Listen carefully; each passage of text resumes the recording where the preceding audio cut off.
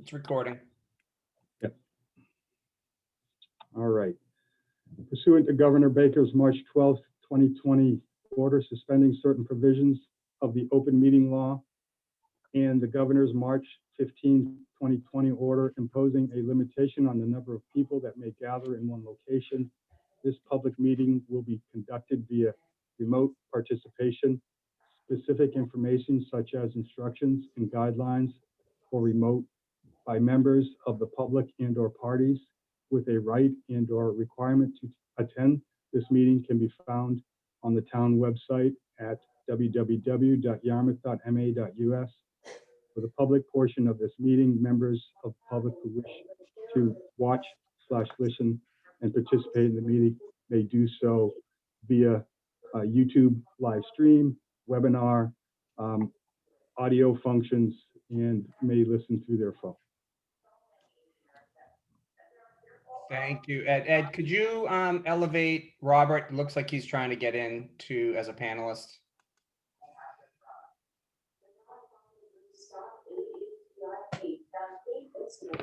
At least I think he's up. There he is.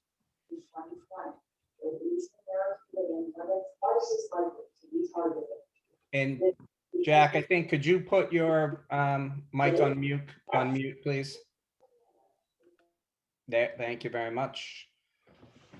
Okay, good evening, everybody. I think before we even take a roll call, I think it'd be appropriate if we just had a moment of silence for Ken Jenks.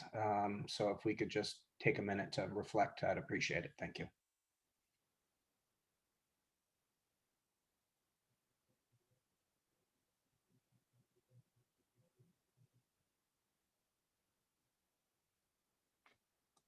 Okay, thank you. We're going to start with a roll call, if possible. Stephanie? Present. Nate? Here. Jack? Here. Sarah? Aye. Here. Robert? Yeah. And I am present as well. This evening we are we have on the agenda, and I think the first item we have is budget transfers, and I think we'll leave that to the end. I want to get right into the important part of the meeting. And we have Ed with us, who is going to give us an overview of the DY Regional School District budget and all the details that go along with that. And then at a later, Ed again is going to be, we're going to call on him a lot. He's going to present the revised department budgets. You should have all received those earlier in the week, and then another copy that was revised, a revision of the revision just a little while ago. So check your emails. That happened around 4:30 or 5, I believe. So Ed, without further ado, if you'd like to kind of get us rolling here and give us some good information, would appreciate it. Sure. Wasn't prepared necessarily to go through the school's budget, but I will bring up their packet and maybe give or provide some highlights. Yeah, I'm sorry. I thought that, okay, yeah, that would be just kind of a. That was a delaying tactic, so I could actually bring up their document. Okay. All right, so I'm going to get to their page and then I'll share the budget information. Excuse me. And again, obviously, this would have been done much better with Mr. Jenks. Of course. So let me share the screen. So this is the packet, and can you all see that? It's still processing. And then I'll try to go through just the highlights. Any chance of getting that rotated? Yeah, I'm going to skip that because this is not allowing me to rotate it. So I'm just going to go to the highlights that don't need to be rotated. Okay. Excuse me. Their budget, tentative budget is $66,923,450. They go through a process of allocating the expenses between the two different communities based on the attendance by each a member town students in each one of the different schools that we have to start to produce the split between Dennis and Yarmouth. They indicate how much money they'll be getting from state aid, how much will be district revenue, how much revenue that's generated locally by the district will be included to develop a total amount of revenue. And again, that split using the same formula between each town. Yarmouth, though, has typically had the lower income students. So if that were done based on that basis, then Yarmouth's share of the state aid would be higher, but that's not something that the state will split out for us any longer. And then there are certain capital costs. And just to highlight maybe a little bit cryptic is DYIMS. That's the capital, the short-term borrowing for the middle school. So this is not the entire amount of debt. This is an amount of debt that they've used to get through the next several phases of the project. This will be bonded long-term later on in the process, excuse me, and additional short-term debt will be borrowed later on as well, unless the whole amount is borrowed via long-term debt. Then I'm going to go through get rid of a lot of the Greek here and just get down to the bottom line. Again, just also an indication, I think the school continues to tell us this, and we understand this, that the original promise was that transportation aid would be funded at 100%. That's not being funded at 100%. So the towns have to actually split the remaining costs that aren't reimbursed by the state. Sorry, Ed, would you mind speaking up a little bit? I'm sorry. If there's anything that I missed that you'd like to get into, let me know.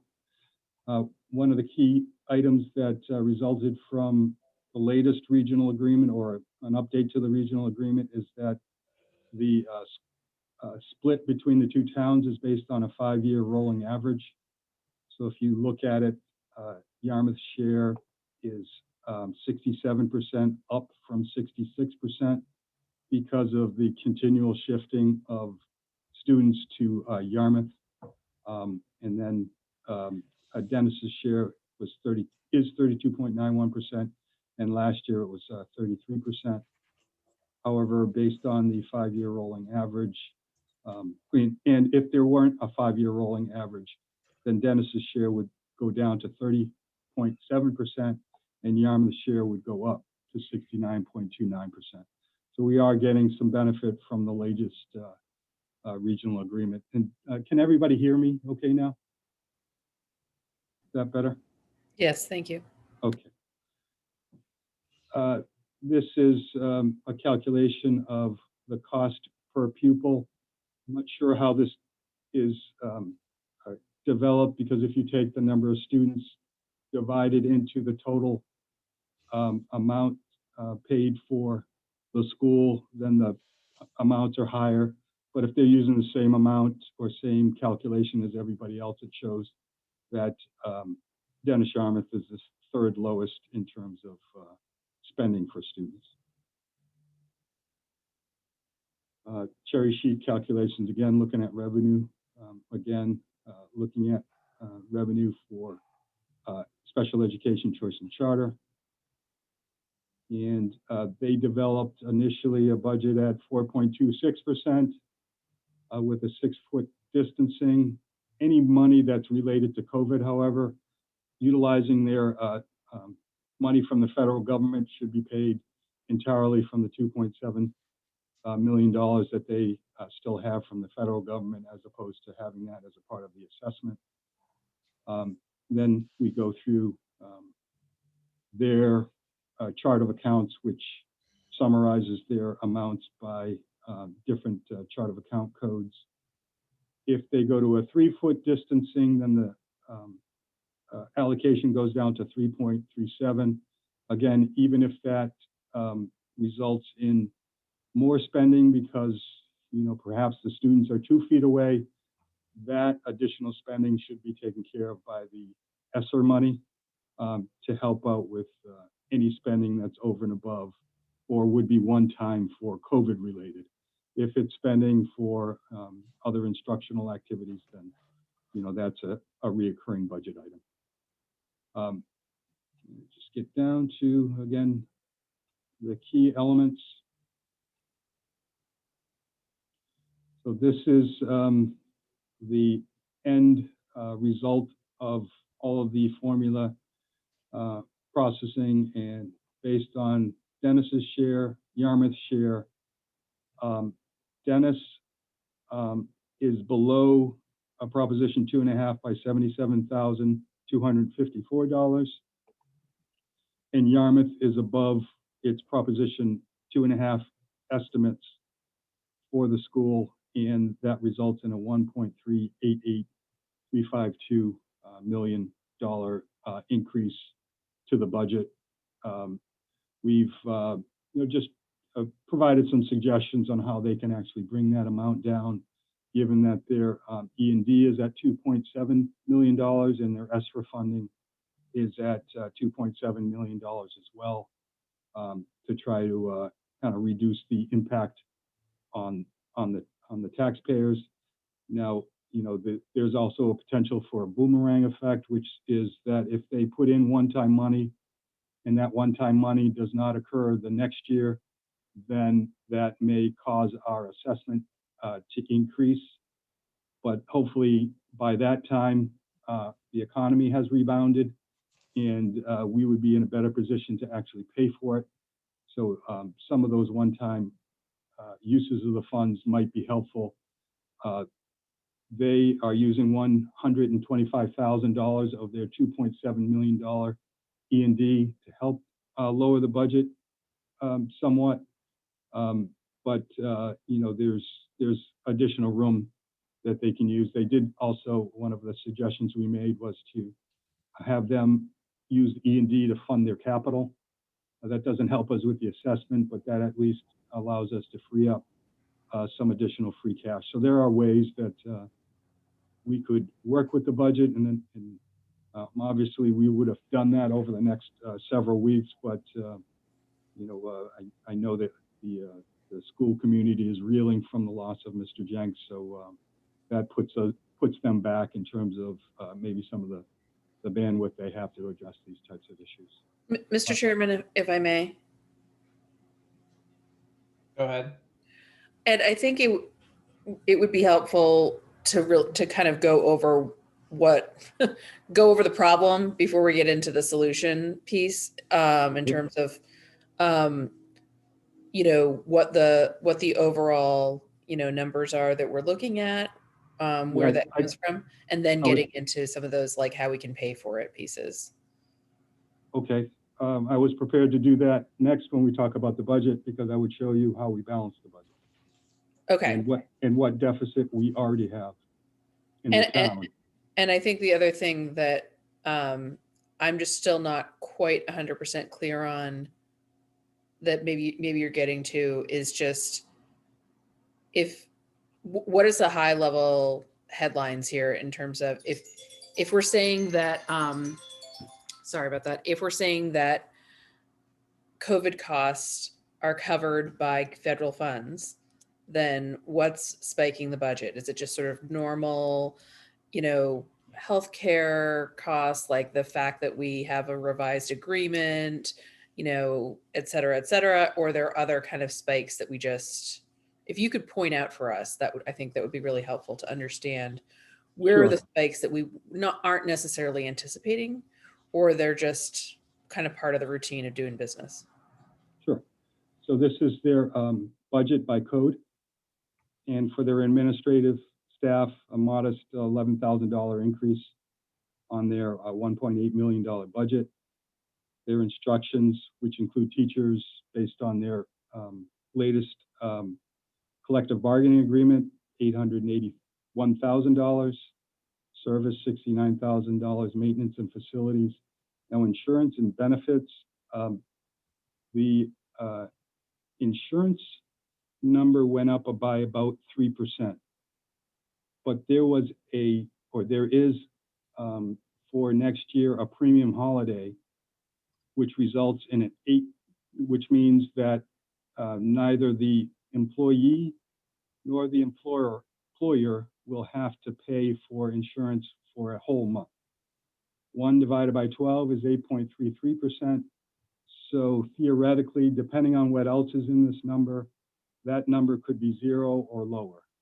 One of the things the school has mentioned in public is that what they would like to do is pay for OPEB, other employment benefits, out of their insurance and benefits amount and not decrease that amount as much as they could.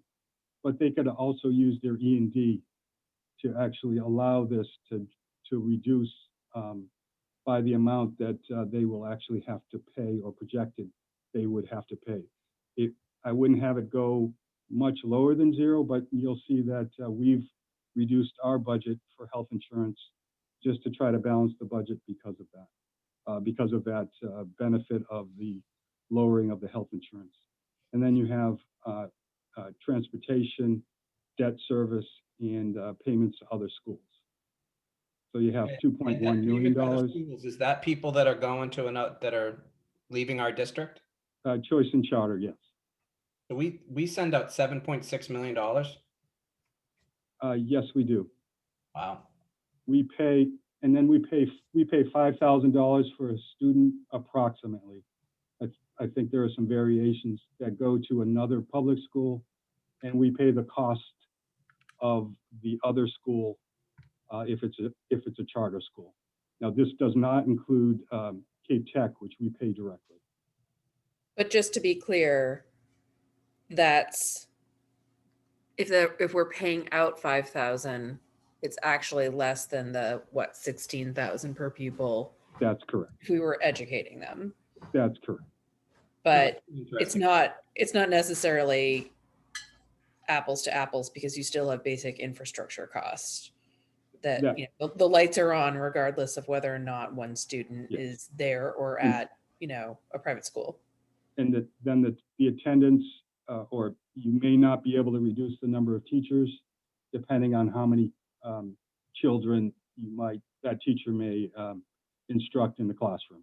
So you might have to get down to a certain lower level in order to actually reduce the expenses.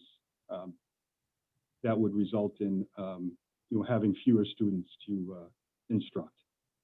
And overall, the student population has decreased again this year, but Yarmouth's decrease is not as great as Dennis's decrease, and that's why there's a shifting overall of more of the percentage of students to Yarmouth and the cost to Yarmouth. So that's another aspect of this. And then there's also the other piece of it is the municipal growth factor. That's factored into the overall Chapter 70 calculation. And then the regional agreement takes place over and above what that minimum required contribution is. When you say municipal growth factor, Ed, are you talking about property values? That's correct, a change in property values. Okay. So if their change in property values is a percentage higher than ours, then they would pick up more of the burden because they have a better ability to pay than we would, and vice versa. And I'd have to see what that municipal growth factor is to know what that impact was. But those are some of the factors as it relates to the budget increase.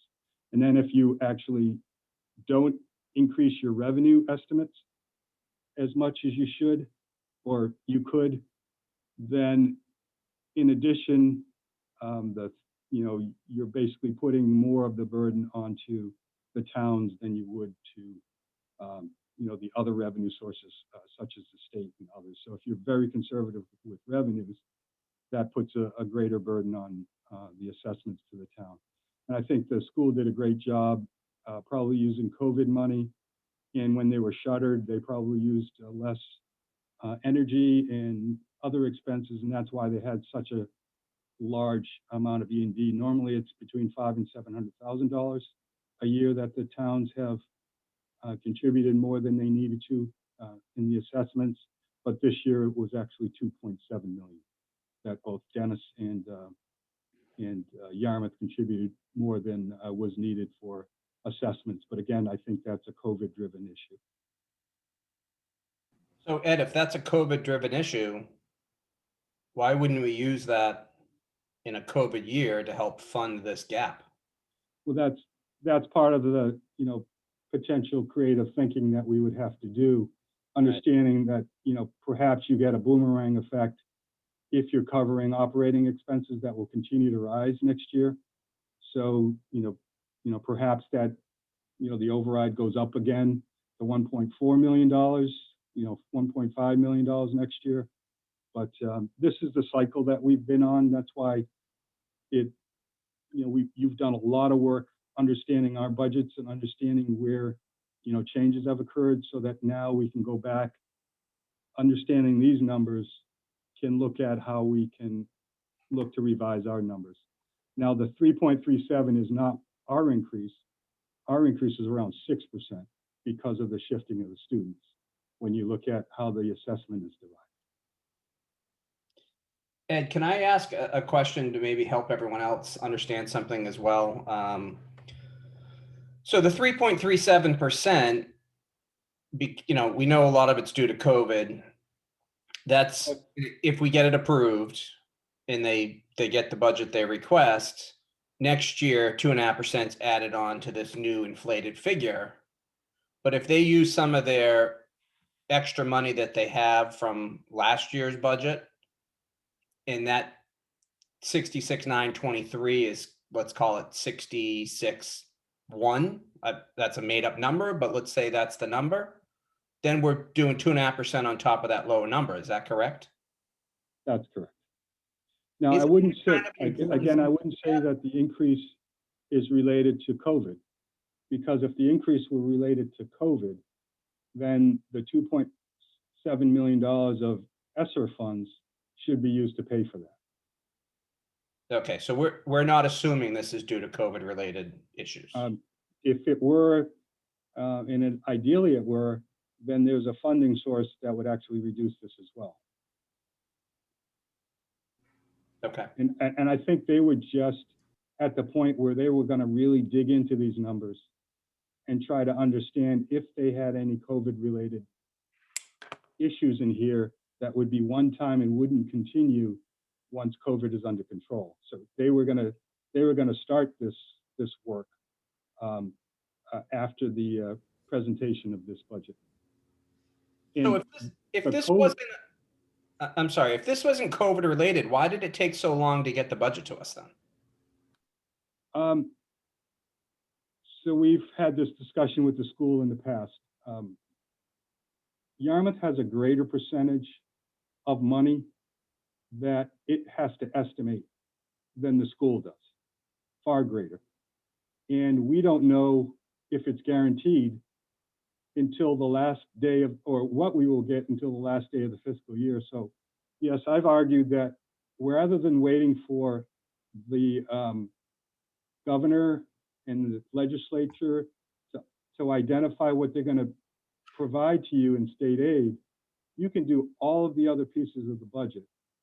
Provide us a number at the same time all of the town departments provide that number, with the understanding that if the estimate from the state doesn't come in as expected in their projections, that they might have to go up.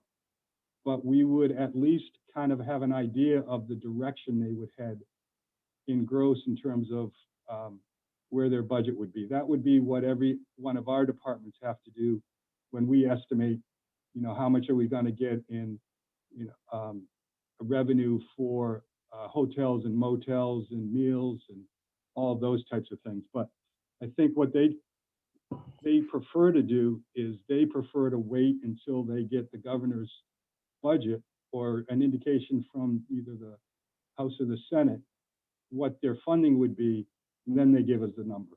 So, but ideally, I agree that it shouldn't wait this long. Okay. Sorry to interrupt.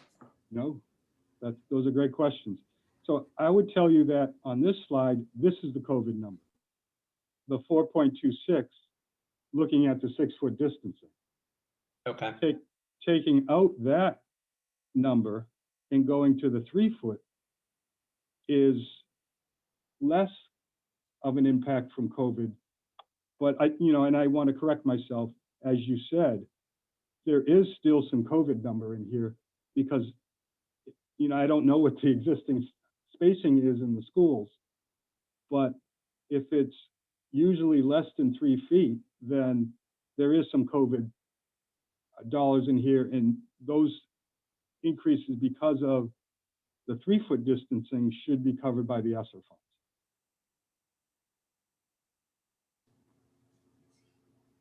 Okay. But again, that's the hard work that was going to, they did a lot of hard work on this budget already, but that was the additional hard work that was going to be done to really try to dig into this and say, do we still have any lingering COVID dollars in this budget allocation that we could use the state aid to cover, as opposed to having the towns actually include it in their budget to fund. Yeah, I just think we need to be very careful because that whatever that extra percentage is, be it 0.5%, is built into that budget for the next 100 years. For every year that goes forward, if we're not careful with making sure that any money that is COVID related comes out of the budget prior to us approving it, prior to it being approved. We're not obligated to go up to 2.5%, but that's the way things have been for Yarmouth for the last several years. So, if they found that, wow, we really loaded up the money with COVID money, we used ESSER money, our E&D is just skyrocketed again, then there should be some definite adjustments once COVID is behind us. But it's tough for them to estimate that now.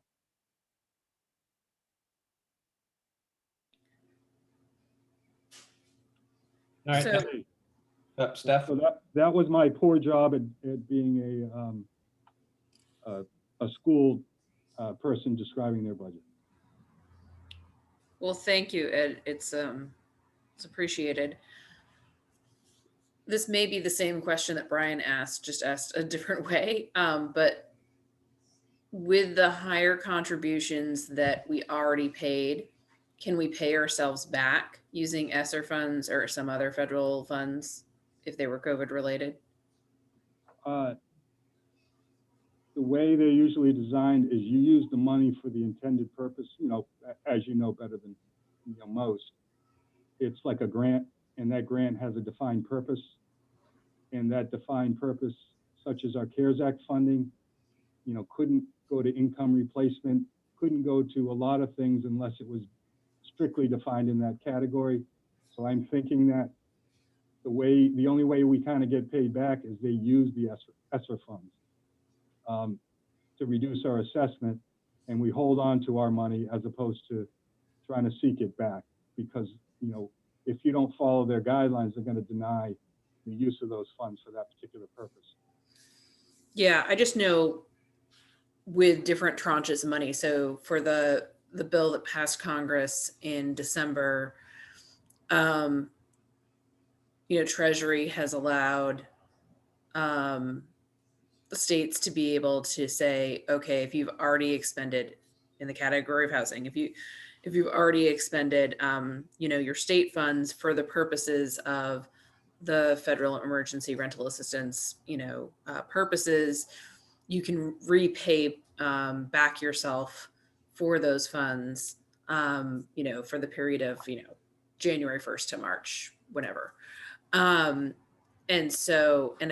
I think, even with the most recent bill that passed through Congress, they were building in a little bit more flexibility in terms of, when funds needed to be delivered and whatnot. So I don't know if there is more flexibility built in with those. So I guess my question would be, has anything that Congress has done recently built in greater flexibility, kind of looking back with those ESSER funds? Or B, I know that the most recent bill that passed had, a lot more money for schools, cities and towns and states. And are we expecting a piece of that? That's a very good point, and that's a major omission when I talked about the resources that the school has. They have $2.7 million in E&D based on, assessments from Denison and Yarmouth. They also have $2.7 million approximately in ESSER funds. And Bob Lawton said, hey, Ed, let's go try to find out how much the school is going to get based on the next, on this current stimulus. So they're going to get money for that as well. So I think that they're going to have significant dollars to manage FY 2022. And it would be great if they had the infrastructure that would allow them to analyze that and look to understand their budgeting and see if they could utilize those dollars. So yes, based on those three large buckets of money, I would think that the school is going to get something similar to the $2.7 million they have left in the ESSER funds to help them for FY 22. Thank you for asking that question.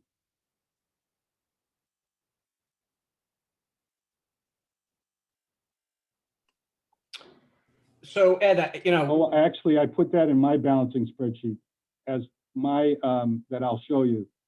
Now, as my taking their approach, they may have said, to be very conservative, I don't want to divulge that if they even know it. I'm just joking. But, when we look at some of the ideas for balancing our budget and trying to accommodate some of these issues, that was a funding source that I spiked out, I believe, including our extra money or additional money.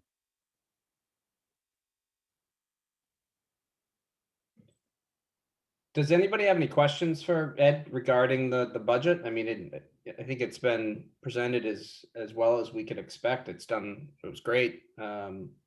Any comments? I mean, Steph, you've made a few, and anybody else have any?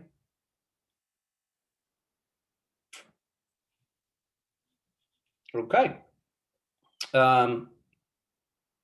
Ed, I guess we would move on to the revised department budgets, and then we'll kind of tie everything together. And Okay. And then I don't know what Stephanie talked about, a particular order she'd like things to happen in. Do we want to look at the individual budgets and then look at the overall balancing and where our deficit is? Or do we want to look at that first and then go take a look at the individual budgets? I'll leave that up to you, Mr. Chairman. I think what she was alluding to, and Steph, you could correct me if I'm wrong, I'm often and very much so, but I think she was just saying, let's get through the budget for the DY school system, and then we can look at what your magic has been able to create and craft about how we're able to fund that. So great. Am I correct? Right. Okay. So now we move on to the budgets and how do we pay for this, rather large sum of money? Yeah. Well, I haven't come up with how we pay for all of it, but I'll share some ideas, and that's up to you and the selectmen and town administrator and others. But I'll try to share what information I do have at this point in time. And actually, I take it back. I do have one question for you before you dive into that.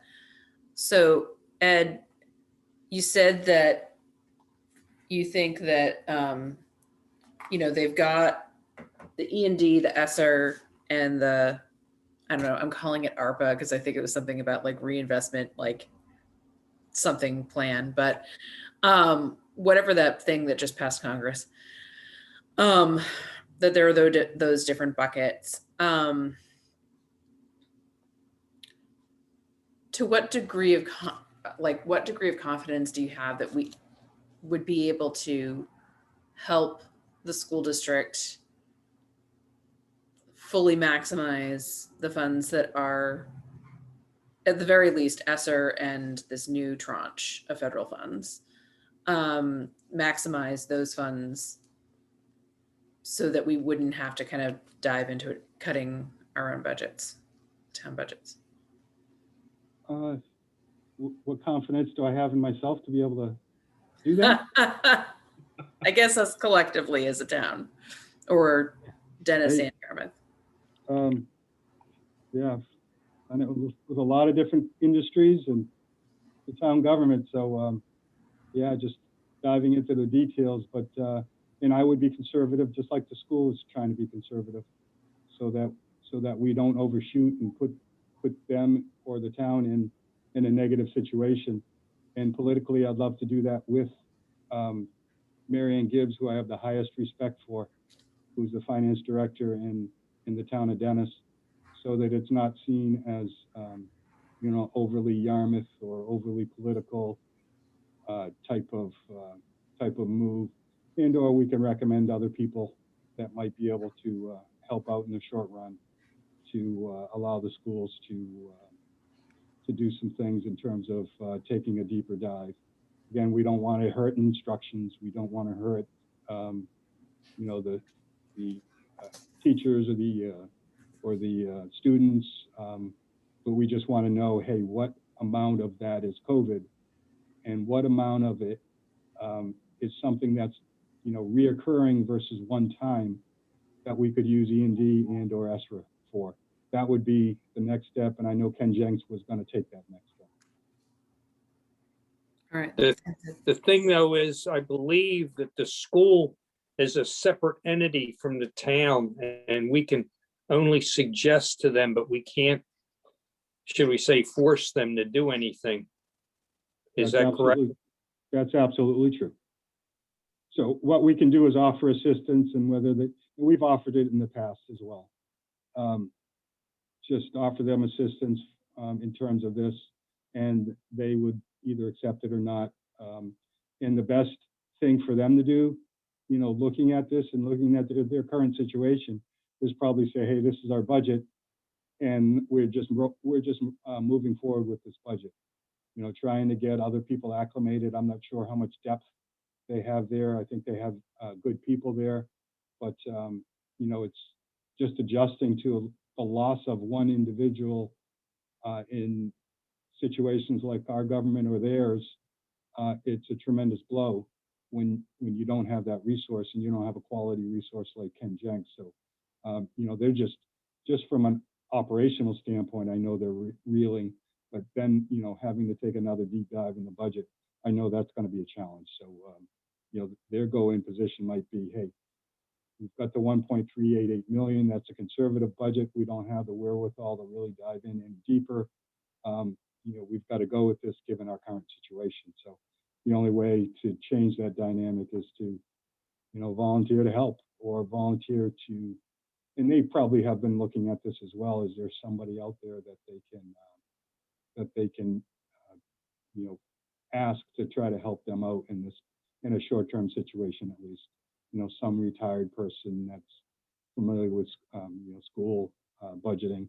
Luckily, I've got a father that was a superintendent, and an uncle that was an assistant, and the rest of my family are in the education field. So I know, I'm not a total neophyte with this stuff, but I'm not anywhere near somebody that's been, doing this for a number of years would be, in terms of just jumping in and being able to make very good judgments about where to go with these things. And we also do have a person on our staff who was an assistant director in a large school system. So she's our assistant town accountant. She would be helpful in this regard as well. Ed, do we happen to know who was in Ken Jenks's position? Actually, I don't think there was an assistant. They had a kind of a budget Right. person, Larry Azer. Yes. He was the guy that, I wouldn't say, again, as you indicated, Ken Jenks had a higher profile. He was doing a lot more than, the budgeting. And I'm not saying Larry Azer was just doing budgeting. I'm sure he was doing a lot of different things. But, Before Larry, there was a guy named Skip Fennell. who did an excellent job. I don't know whether he's still available or not, I'm just wondering. but if again, we don't can look at only it. suggest.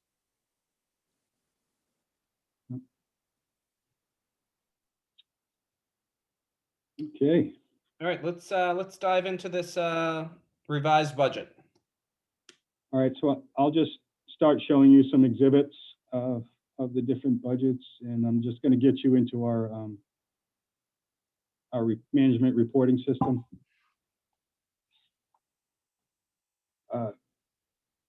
Can you see this screen where it has budget detail offset option? Yes.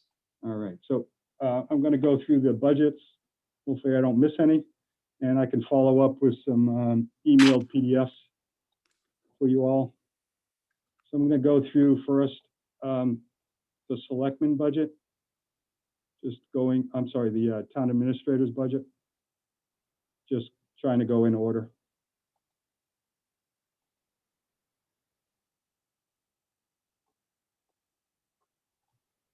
All right. So in this case, there were some changes in some of the salaries as it relates to some of the personnel. There was a reclassification. We've settled the contract with our new town administrator and certain other things. So from your budget book, there would be some increases in this area, and then some potential suggestions later about, how we deal with that.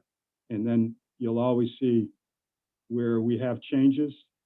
I've summarized those in another document to list those as potential areas where we might be able to resolve some issues.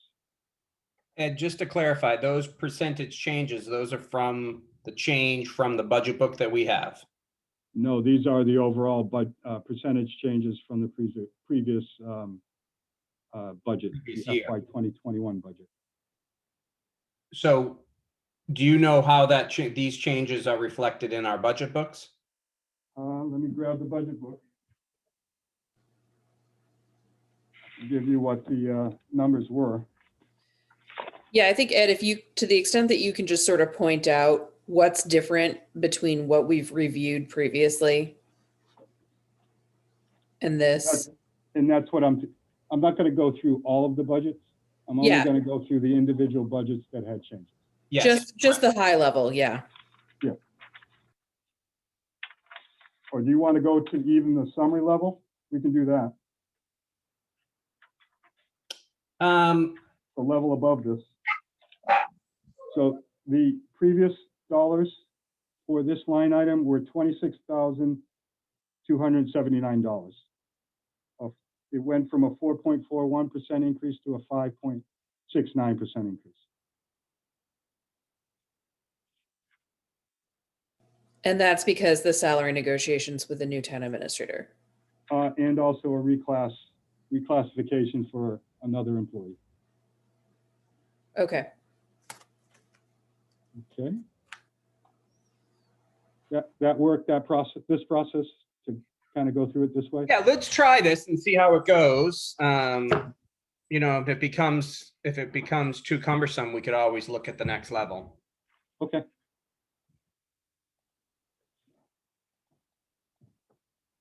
And I am assuming that some of these are going to have negative percentages as opposed to positive, correct?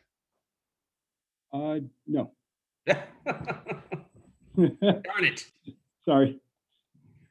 The ones that were negative previously are going to remain negative, yes. Okay. I don't have it yet, but the community development has changed as well. But I was just doing that this evening. So let me go to veterans. And these are payments to our veterans agent.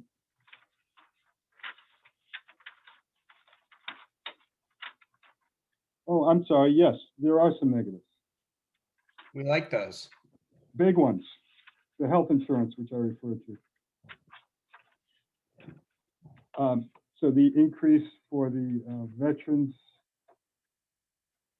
agent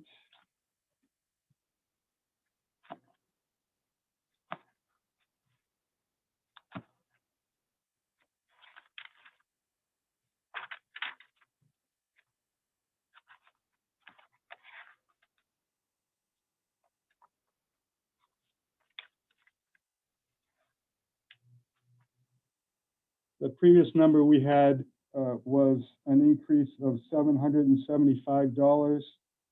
And based on the assessment they provided to us, the increase went to $16,996. They reduced their overhead or their assessment for their personnel and postage costs and all of that good stuff. But they've increased the amount that they're actually funding for veterans, medicines and food. Again, I'm sure COVID has an impact here as well.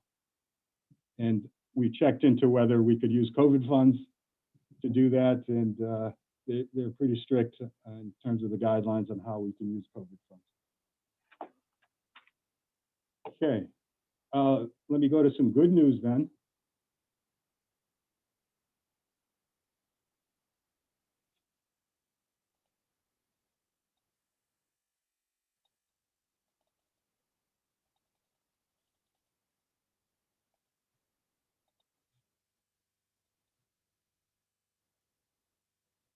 All right, so this is health insurance.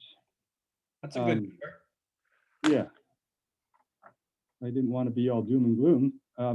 So what we've done based on the information that we get from Cape Cod Municipal Health Group is we took the full benefit of the, or we took the 3%, we utilized the 8.33%, and instead of going down to -5%, we went down to -3.71%. If somebody goes from an individual plan to a family plan, it could go vice versa as well with a reduction, or we hire somebody that's taking insurance and their predecessor didn't take insurance, there is a cushion there. So we can, that's something where, we could get really aggressive and try to cut this stuff to the bone and then try to deal with it throughout the year to try to manage these types of things.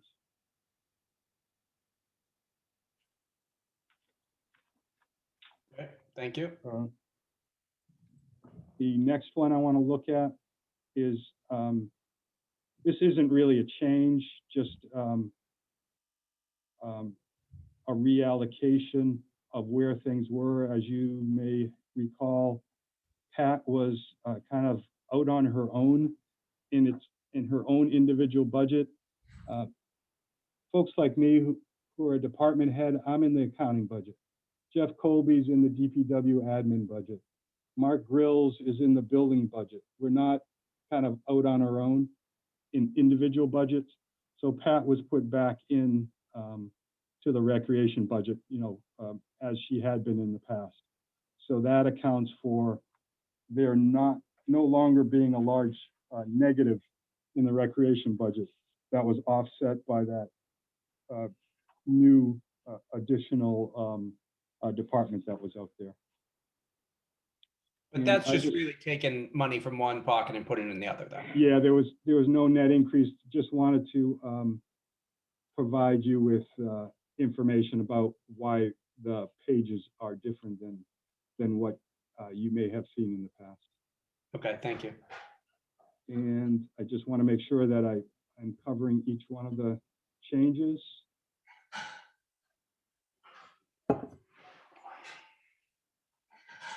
Yeah, besides community development, that's a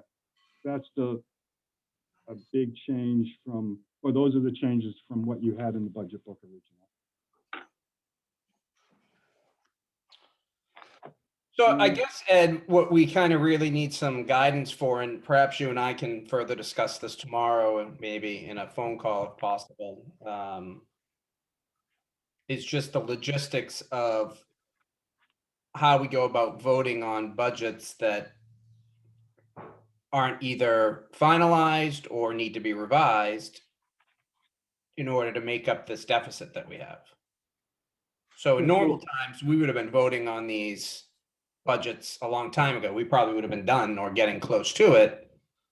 Now we haven't voted on any.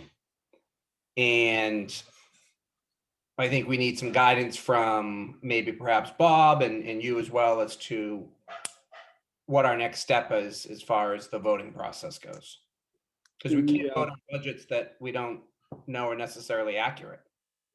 in the last situation where we were in an interim prior to having a town administrator, I actually did the liaison role for the Finance Committee and the Capital Budget Committee. And we would have voted each one of the budgets after the meetings with the departments or shortly thereafter. And then what happens is you come back and you would just revote the budgets that changed or should have been changed in order to deal with any particular situation. So that's a way you could go as well. And if you would like to, I can get into the document that talks about, what some of the actions are. And depending on what your thoughts are with those actions, then those might cause the budgets to be revised, or your recommendation might be that those budgets are revised, and then, you work with the selectmen.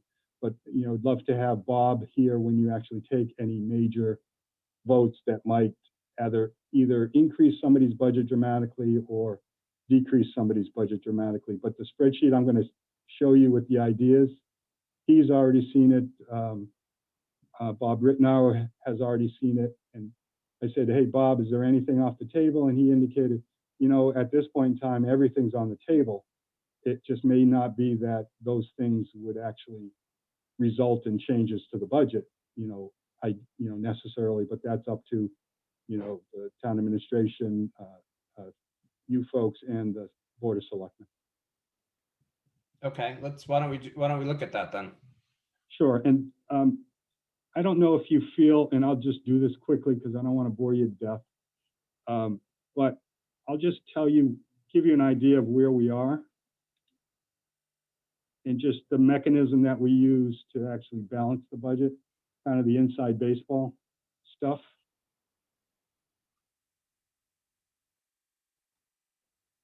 All right. Let me bring up a spreadsheet. And again, I won't spend a lot of time on it unless you guys want me to. Brevity is nice. Yes.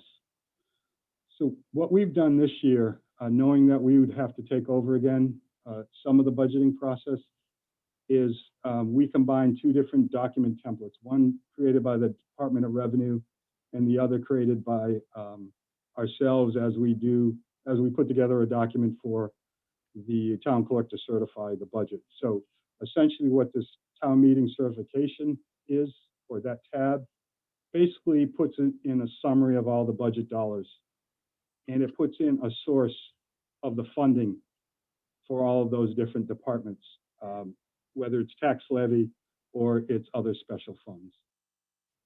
Then what we do is we load in all of the other funding sources that we have. And I know that was a question in one of the previous FinCom meetings, what other funds do we use to balance the budget?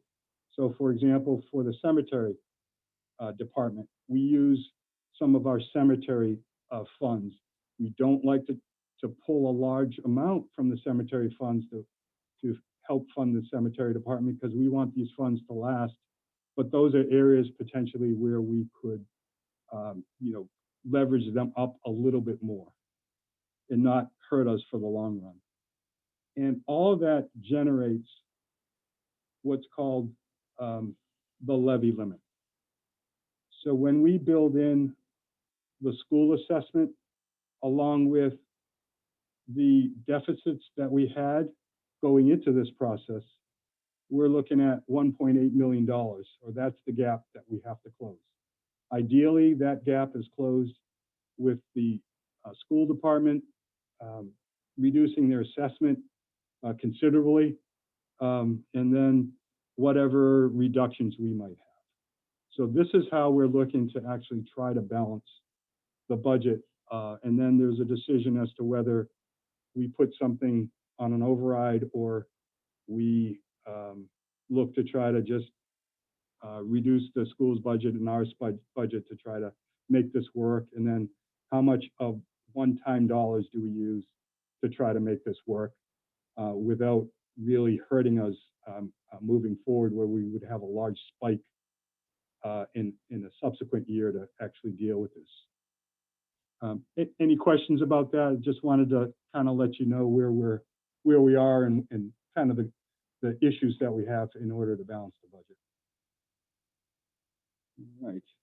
And been working on this with Maria Ruseva, who is our town accountant, to try to put together these numbers. And then I'm gonna get into the other spreadsheet, which talks about some ideas.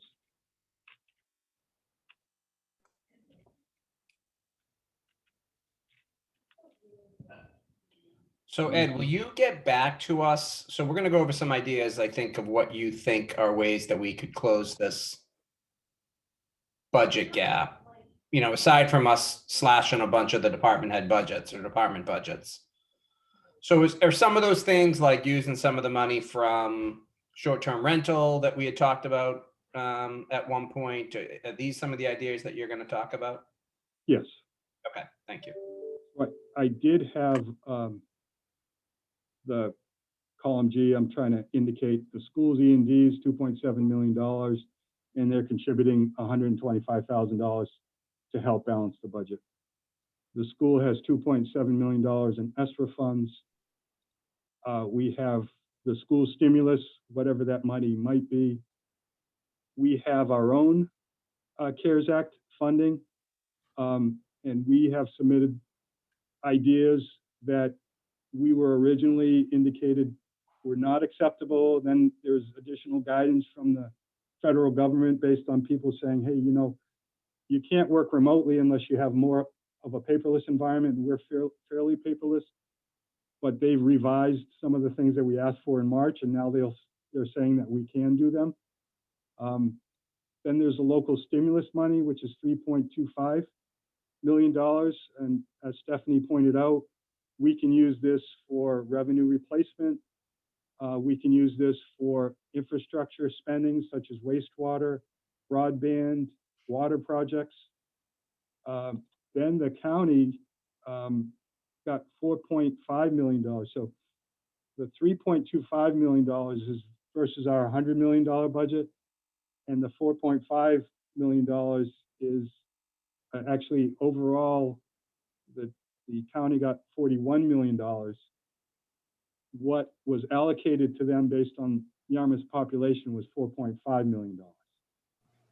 Sorry, Ed, can you just clarify when you say local stimulus and county stimulus, are you talking about the American Rescue Plan that just passed? Or are you talking about what happened back in December? American Rescue Plan. Okay. And that's this column too with the school, but I haven't been able to find any of those numbers. Yeah, I'm going through as we speak, looking at a Mass Taxpayer Foundation analysis of it. So I just want to make sure we're on the same page, because I saw the county money too. Yeah. I thought that was interesting. Okay, thank you. We'll be looking to ask for grants because they, as a percentage or as a dollar amount, they got more allocated based on Yarmouth's population than Yarmouth got to deal with its population. And throughout the country, counties have a far more important role in government and act like our individual towns act. So I don't know if that was part of the skewing. And in the many locations that didn't have counties, that full dollar amount went right to the town or the municipality or the city instead of going to a county that no longer existed. So that's a potential area to get money. Then there's state transportation stimulus money that they've talked about. We can reallocate articles, or we can use other available funds. And then obviously we can use free cash. Since we don't have any money for capital within the levy, unless we really, have a even greater deficit than we have today, we're going to be using free cash for the most important capital items. And the Capital Budget Committee they were over the amount that we had in free cash by $249 or $249,000. They did a tremendous job of ranking the providing of capital money in rank order, and identified the dollars that they recommended, and they used far less than the total amount of free cash that was available when they first started. So they did a great job in terms of trying to really deal with or help deal with this budget. And Ed, the other thing that I just noticed too is that the Rescue Plan Act included a decent amount of CDBG funds, Community Development Block Grant funds. And as I Yes. recall, Yarmouth is an entitlement community. Yes, it is. So is there any opportunity to use anything there that would otherwise be in the budget, or is that really much more for actual community development? No, you're correct, and I'm going to go through some of those items and based on the category as we go down lower, Okay. as it relates to how we might actually fund some of these things using some of the dollars that are available. But let me just put in CDBG though, CDBG. And we've talked about that, like for food programs. I know Bruce and his team are doing a lot, and so is the senior services. But there's an ability not to use full-time staff and utilize CARES Act dollars and CDBG dollars instead of using our staff that need to do income generation to do that extra work. So we would love to actually shift some of the priorities that they're placing on their time to people that might be funded from some of the stimulus dollars. Yeah, even the veterans line item that we were just discussing, if there's any opportunity to use CDBG for that, I think that would make sense. And we can check. We know with the food programs, and there were articles that were passed at the fall town meeting. We'll probably make a recommendation. Hey, close out those articles and use COVID funds or use CDBG funds and use those articles for something else. We're not shortchanging anybody. We're just changing the pot of money that they're going to use. So, for example, the health department wants additional staffing to help with some of their rental, short-term rental and regular rental. Rather than having that in the budget, it's not in the budget now. Perhaps we can use COVID funding or COVID money to actually fund that position if that's proves to be an important position. We have we had at one point, it was Rich Bienvenu and Sean McGinnis before that, Director of Municipal Technical Services, and their job was to administer the Green Communities Grant, do IT, do wastewater, do a whole bunch of stuff. We're going to go back to just having an IT director that will focus on IT. So I was looking at maybe a part-time position out of free cash to actually help us to deal with that. And I was looking at potentially reallocating articles that are maybe of lower importance. And the reason I'm saying that is because we lost $200,000 in Green Communities money because we couldn't spend the money that we had fast enough. So that is, not something that we should repeat if we can get resources to do that. And we already did a procurement to hire that person after Rich left, but for one reason or another, we didn't pull the trigger on it. Then human services. I was looking for the human services to switch from articles or from within their budget, the $60,000 we added back, or $66,000 we added back into their budget, and switch that to COVID money instead, or reallocation of articles or CDBG money to go ahead and reduce that budget. So what I've done is tried to highlight areas where we could actually use that to reduce our levy. Trees, so there was a desire to add back trees to the budget. That increased the prior year budget by $30,000. We could potentially move that money to other available funds. We have some money left over from the tornado money that we could actually allocate to trees and maybe handle the trees for 2 years at a good amount of money. Town administration, that budget went up significantly. What we could do is there's a seasonal part-time position. we could potentially utilize free cash to pay for that. If they did anything related to COVID, we could use COVID money, or we could use, CDBG money if they're working on any type of food program. The electricity, gas, all of that, I didn't really touch that, because if that's truly an operating expense that's going to reoccur, then maybe we keep that in there. But if we still have problems with the school assessment, then, everything again is on the table. And all I've done here is list all of the either asks or the increases over level funding and put them all here, and didn't make any judgments about every one of them. I just listed them. For example, fire went up by $640 because of their CMed expenses to have the county patch in the ambulance to the hospital. That's just way too small potatoes. And we're actually increasing our amount that we have to pay Barnstable County for weights and measures. That's only $375. But again, I've listed everything. DY is at $2.284 million over what their budget was last year. That includes the $1.3 million that's over 2.5%, but that's their total budget increase to us. Cape Tech over level funding is $558,000 over where they were last year. A DPW admin, small amount. Highway uniform, small amount. OPEB, we have that in the budget. I would say that could be used, or we could pay OPEB with free cash, and we take that out of the tax levy.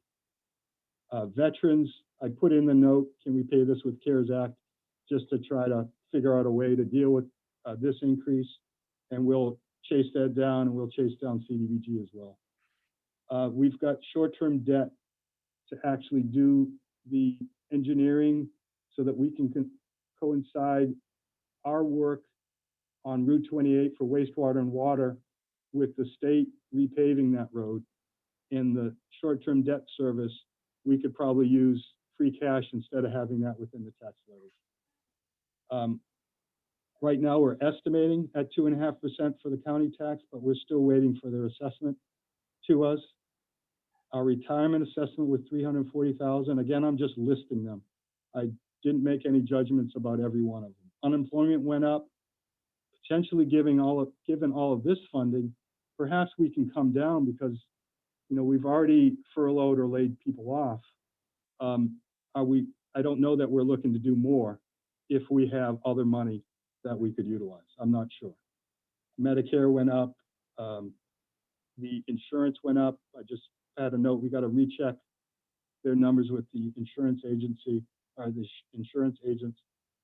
So the preliminary for ideas is about $503,000.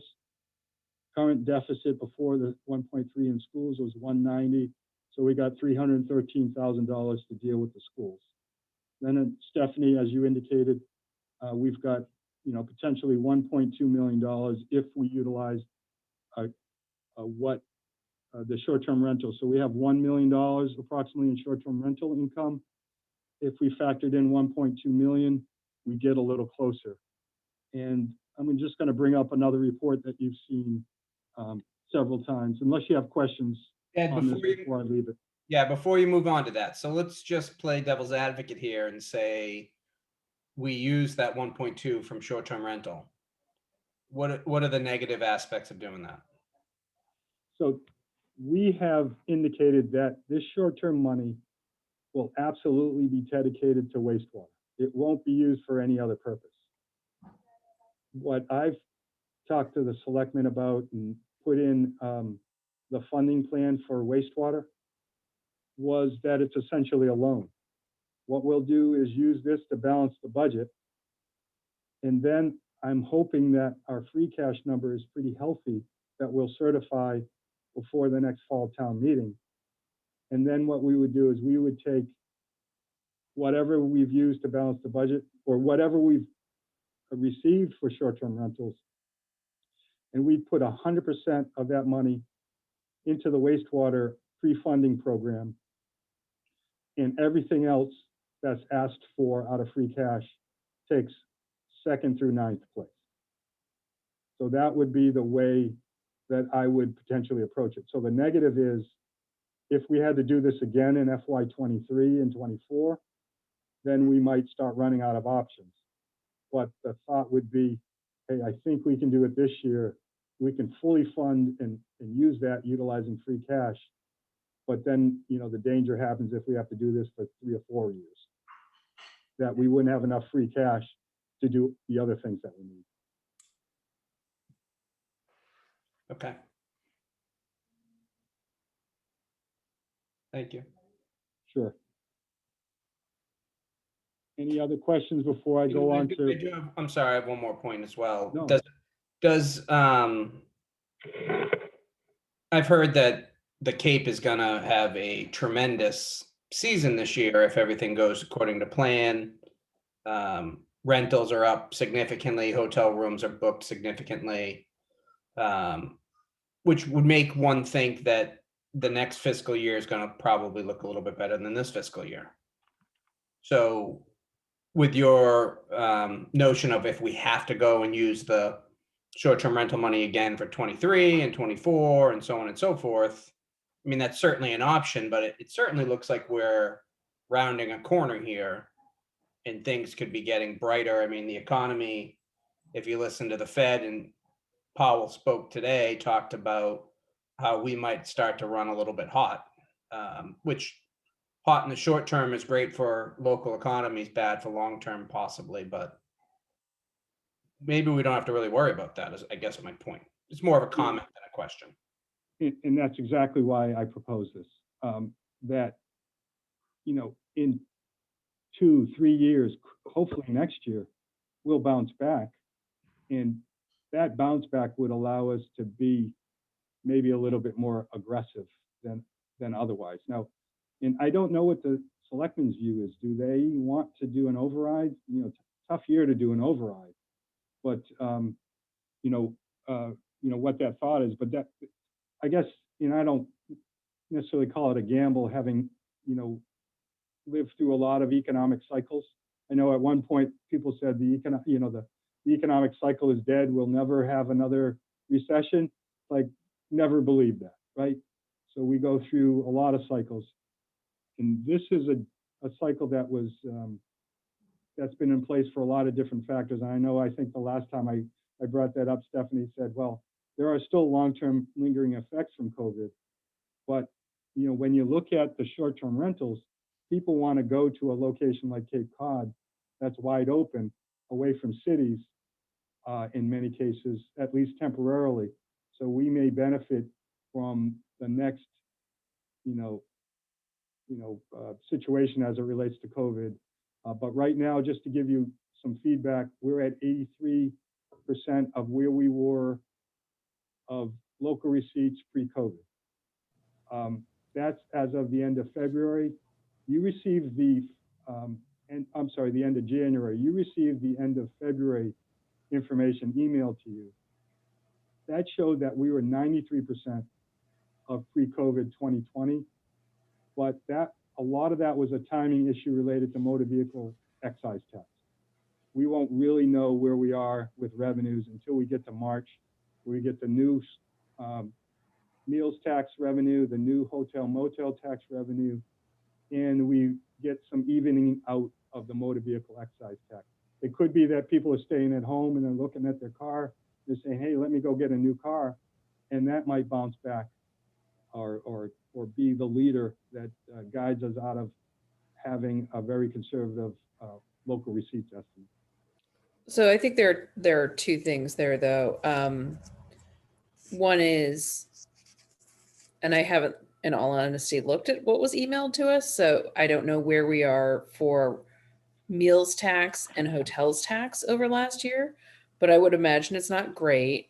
And I would imagine that is not going to recover at nearly the pace that we'll see, the increase for short-term rentals. I think people will continue to do, to a large extent, what they have done, which is to take go to the grocery store, come back to their short-term rental, and maybe they'll do some takeout, but they're not necessarily going to be sitting side by side. I think this summer. And the second piece is just in considering the precedent that we set by tapping the short-term rental funds is I worry that we acclimate the voters to tapping that fund. And so anytime that we see an increase, and we are faced with the Prop 2.5 override, it becomes, the default to say, well, why don't we pull from that fund?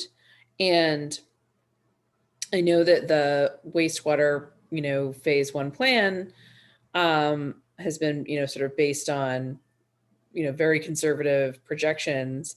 But I think the fact of the matter is that phases 2 through whatever it is, 6 are going to cost the taxpayers a ton of money.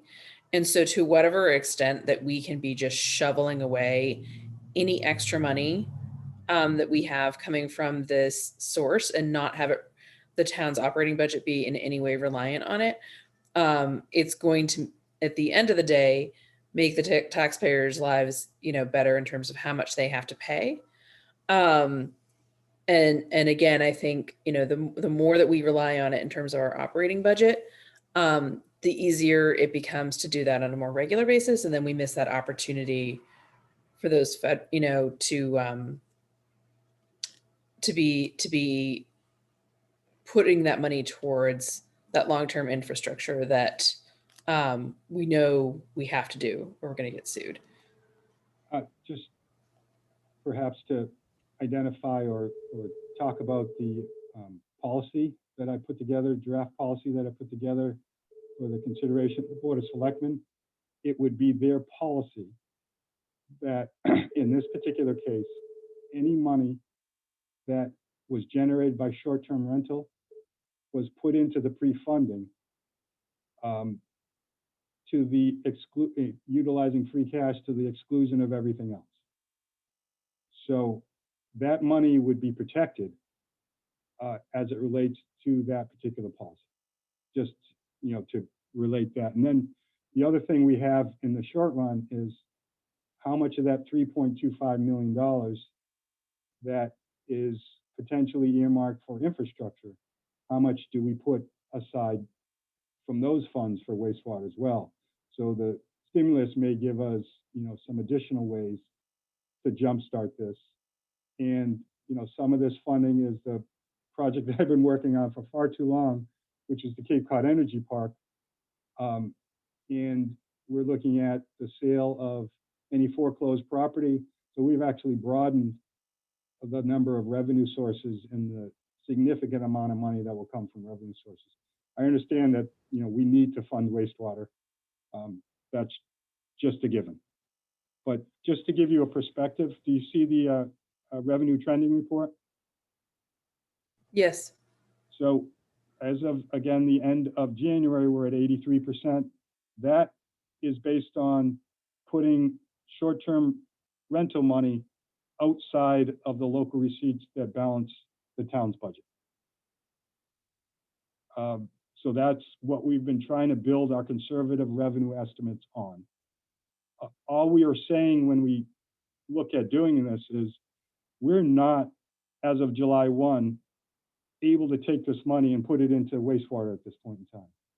The way we're going to do that is we're going to say whatever money ends up in this row at the November town meeting, because this helped us generate free cash, that's what's going to go into the wastewater enterprise fund. So that will happen until we say that this, by legislation, the wastewater is the only place that can go. So, that money is secure in terms of dealing with things. And yeah, instead of having the $5 million we had in free cash last year because we didn't spend free cash in the previous year, or the normal $2.8 to $3.3 million in free cash that we generate and can use for other things, we would have that free cash number less whatever the short-term rentals are based on a selectman policy going to wastewater funding. Ed, do you know if the, I can't remember the name of the wastewater committee, but the wastewater committee, do you know if they have been consulted or have any opinion on this concept? Yeah, they were not happy with it when it was first suggested, because all you get is sound bites of an opportunity to explain things during a Board of Selectmen meeting, during the budget process. I gave them a copy of the pre-funding and funding plan, and they felt comfortable after that.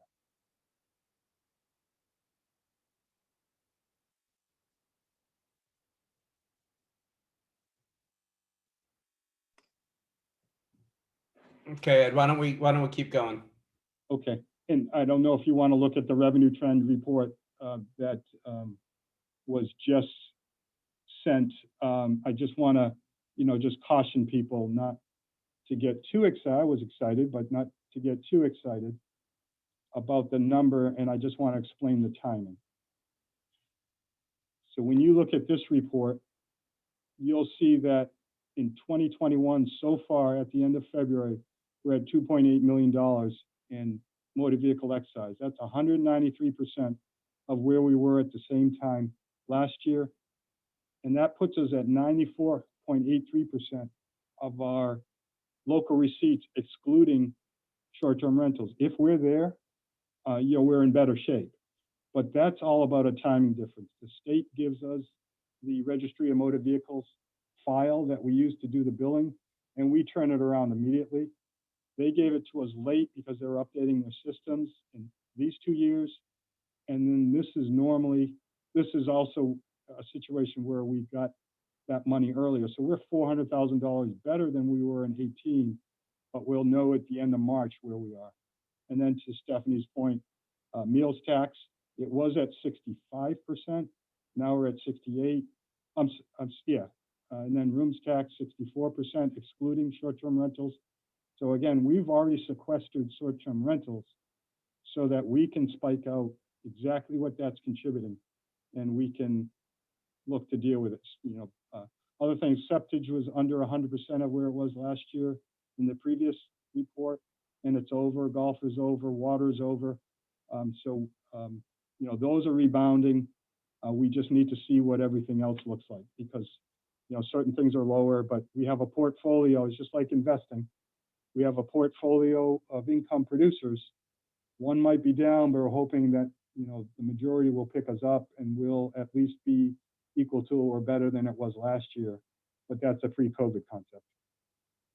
Ed, can you address the line item 1 with the motor vehicle? Why was 2018 such a big year compared to 19 and 20, and then 21 such a large year? Yeah, that's what I've been trying to explain. So the way we bill motor vehicle excise, is we have to get a file of all of our residents' vehicles to the town's assessor's office. The earlier we get that file, the sooner we bill it. So we got the file in January in 2018. We got the file in January in 2021. In 2019 and 20, we got it in February. So this is all about timing. Okay, thank you. So in March, the end of March, we'll know better where this number is. Fair enough. I get you. Okay. The other document that I wanted to show is that you've seen several times before. And I'm just logging in.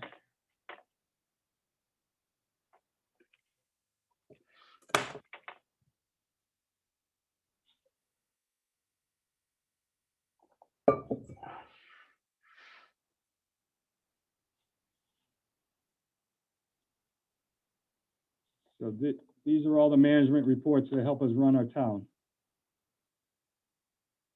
And this is why we're able to survive somewhat, having not 21% less staffing.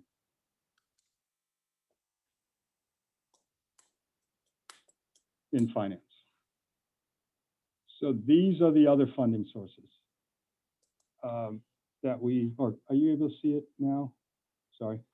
Yes. This is the report that we've produced for you several times in the past. Some of the other funding sources I showed were, cemetery perpetual care, Woodside Cemetery, et cetera. We tap into those funds every year. We've, for the last 2 years, tapped into the state election reimbursements where we never did that before. We could ask for the Tourism Preservation Fund to fund certain things for us going forward. We can look at the conservation money that we never tap into, planning money.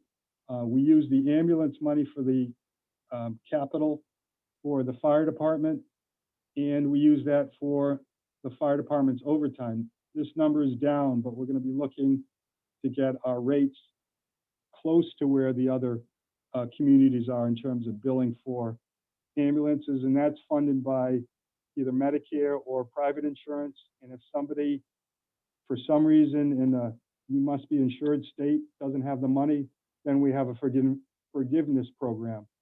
So that's not going to be, damaging our citizens tremendously, and we're just getting up to where other people are.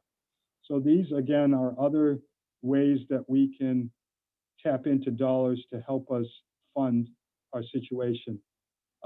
Utilizing our stabilization funds is just a huge red flag to our rating agency to say, you guys are in big trouble, you're using your stabilization funds, we're going to drop your rating and we're going to increase your borrowing cost. So that, I would say, would be a last resort. So that's one source of funding. And then, as we've discussed in the past, for one-time types of things where we think, other funding sources will take over or those things won't be needed in the next period, those are those articles that we can reapportion to other purposes.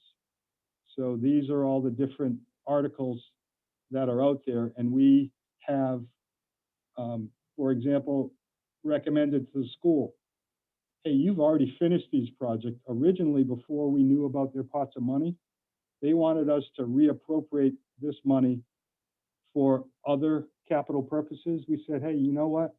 We should be able to close all these funds or reapportion them to other purposes because you have so much in E&D. That's one-time E&D money to go along with one-time school department spending, similar to the ask that they made of us for their energy management system at the high school. They can use their E&D, their one-time money, for those types of things so that we're not funding those types of things. And then there's other funds, and the charter says that if the funds are not used within 2 years, then they should go back to the general fund, or they can be reapportioned to other spending that we need. So again, going back to the spreadsheet that we're working on for the budget balancing,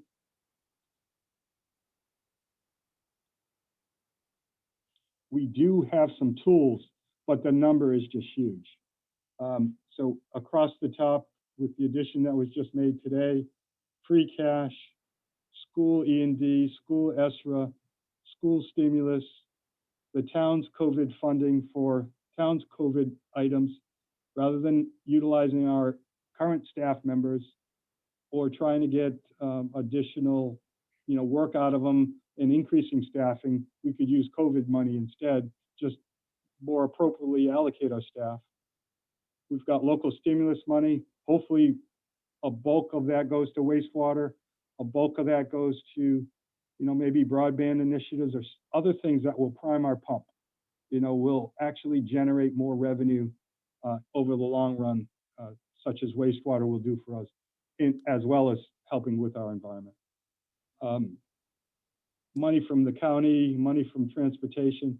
So my wish list, for example, is if we can get a lot of state transportation money, maybe we don't spend $1.3 million out of free cash for the additional roadway improvements. And when would we know that?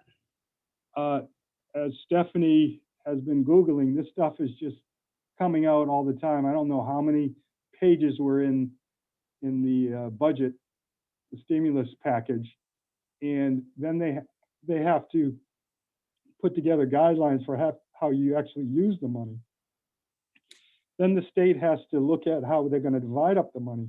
So, you know, it might not be in time for town meeting. So I'm, you know, that's why I'm saying this is probably just a, you know, wishful item. But we can reallocate articles, we can tap into other available funds, and as Stephanie indicated, we can look at CDBG funds as well. So these are the bullets we can fire to try to address the large deficit that we have. If it's a structural deficit and it will continue for the long run, we should cut costs. We should cut spending. If we think it's temporary, then we can use more short-term measures to address it.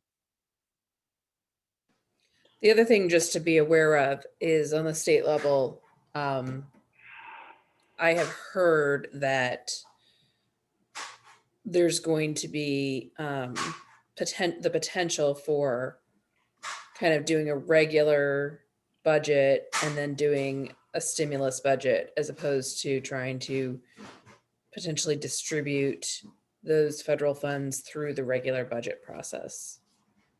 So Outside of the cherry sheet, mhm. that would be great. It would be kind of like Chapter 90, where they give us roadway money. It doesn't come through the cherry sheet, and they just say, okay, this is your allotment for this year. You spend it, you send us your reimbursements, and then we'll give you the money to pay for that spending.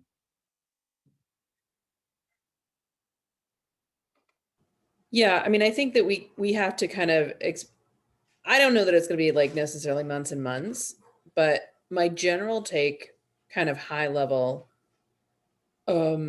is, you know, to the extent that we can, you know, have we set the town meeting date yet at this point? Or are we still May 22nd. May 22nd? So there wasn't any talk of extending that further? No, that was the extension. Okay.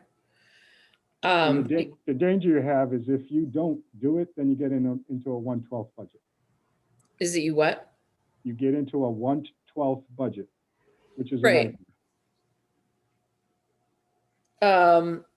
But yeah, my general kind of high level take on all of this is,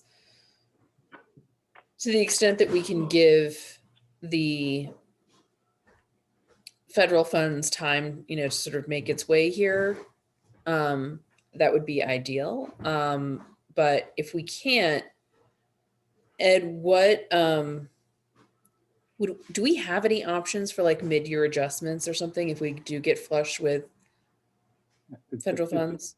And that's what we did last year. It wasn't because we got flush with necessarily federal funds, but we have the November town meeting. So we didn't spend hardly any capital money at the June town meeting. We reserved all of that money for November, so we had more time to see where we were with the economy. And then what we did was we allocated a portion of the free cash to some high priority capital needs.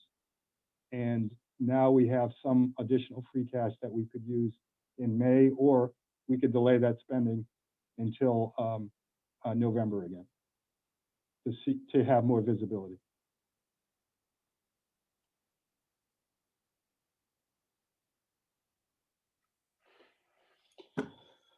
Ed, keeping everybody's time in mind here, why don't we wrap up this part of the meeting and move on to some other aspects of the agenda? I think that's the advisable thing to do. Sounds good to me. I'm just not clear what our next steps are. Well, the next step is going to be, I'm going to talk to Ed as well as Bob, and we're going to be voting next week on some budgets. And then if we have to re-vote on them, then that's what we'll have to do. But we don't have a tremendous amount of time. The warrant has to be published, so we just need to get these votes in. And I will talk logistically with administration tomorrow.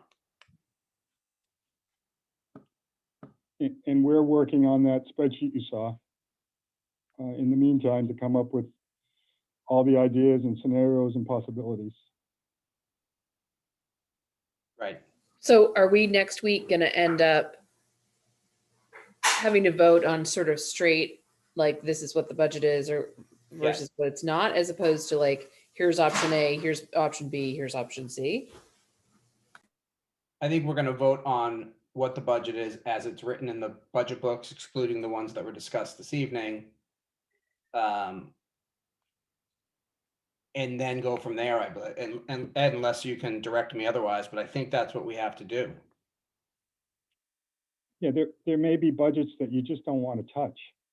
And you say, you know, this budget is good as is, let's just vote it.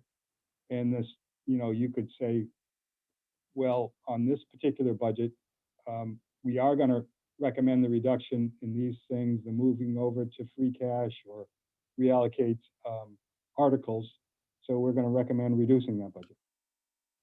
Right. And you could vote on that, and you could have, you know, a lot of your votes done and a lot of your ideas for actually balancing the budget to the extent you feel is appropriate. And that could be a recommendation that you might have for the selectmen. I'm not sure when your next meeting is with them, the hearing. It's fairly soon, within probably the next month or so. Yeah. Sometime in April. But forgive me if I missed something, but I don't think that what was presented to us showed us any major cuts from department heads. So the option would just basically be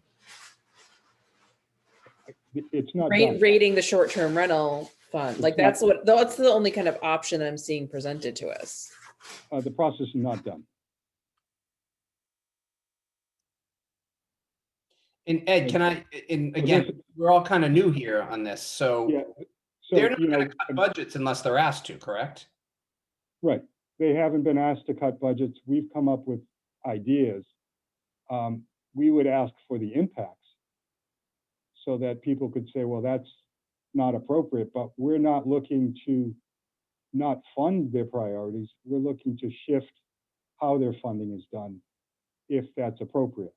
So, you know, this is work done, you know, pretty much right after we understood that, you know, maybe Ken Jenks wasn't available or wasn't going to be there, started last week. So this is not fully vetted for the only cuts that that would be appropriate. We did some major cuts with IT, as an example, to take out all of their additional spending and put those into one-time spending items, you know, so over $200,000. So, you know, this is just the beginning of it. And I don't know if you guys have or were aware of what happened with the override for 1.5 million for the school, you know, years ago. You know, we went to a district meeting after a couple of town meetings and a couple of failed overrides. And then we came back and we slashed the town's budget by $1.5 million. I recall. So that is, you know, the process isn't, okay, you've done something and the whole thing is done. You then have the back and forth with the schools to try to have them reduce their assessments. So you don't have a final budget until you know if the override passes, the school will reduce their assessments. This is not one of the easy budget years like it had been maybe in previous years when even then there was an override. You guys have come into the most difficult budget cycle probably in the last 8 or 9 years. Great. And I just don't like feeling like I'm backed into a corner with only one option. And I don't know, just sort of like saying, here are ideas. Like, we're not experts on these departments, but it seems to me that it's going to be difficult to vote next week on different things without having the overall picture from the schools. And once we have that clear picture from the schools, then we know exactly what it is that we need to cut. You know, and I think there, you know, there was a suggestion at one point of like, you know, come up with a list that's greater than whatever that amount is.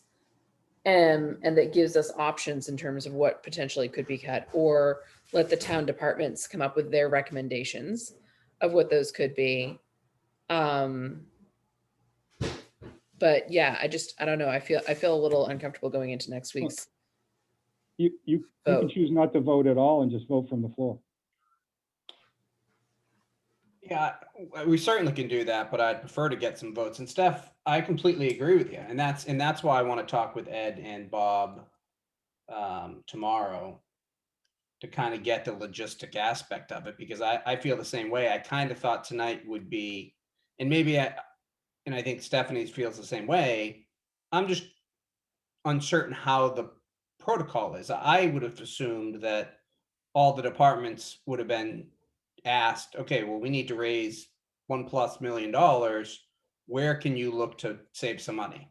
And then we would vote on those budgets. Yep. If we're being asked to look at the budgets and make decisions as where cuts should be made, kind of seems like we're not really experts in, you know, the health department or the library department or DPW. It seems like that's where it should start there. And then we look at it and make a final decision. I didn't offer any cuts. I just offered opportunities to shift budgets. I think the departments, because they've been level funded, you know, pretty much since the $1.5 million hit that we took, Right. and we've tried to get capital within the tax levy, you know, people haven't had their budgets increased for a very long time. So yeah, you know, one of the options we've done in the past is, and again, you have to understand, I can't order them to do it. Right. You know, and we have a town administrator that works 2 days a week, and he doesn't really work 2 days a week because he's answering emails all day and all night for you know, 7 days a week. So until we got that official school assessment, like I've been telling you guys from the start, this budget process doesn't start. Yeah, everything else is you guys getting familiar with the departments and the budgets and trying to review them.